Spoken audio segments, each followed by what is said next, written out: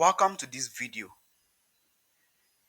Here we are going to commence our installation, and the first tool we are going to install is our Microsoft Redistributable. This application helps us to run our VirtualBox without any errors. If you don't install this application first, your VirtualBox will not run. I have already installed it and I do not need it anymore. So you go ahead and install it.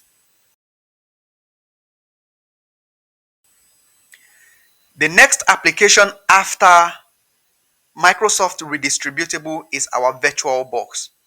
So go ahead and install your VirtualBox. Follow the prompt and install your VirtualBox.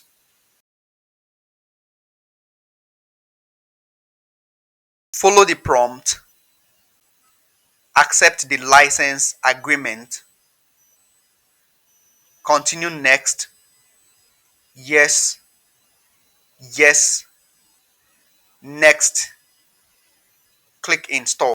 When the installation is done, it will launch the application.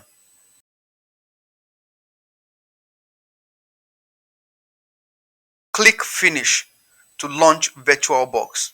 When it launches, this is what the interface looks like. I already have these virtual machines, but we are going to create our own virtual machines from scratch. So stay tuned and see you in the next video.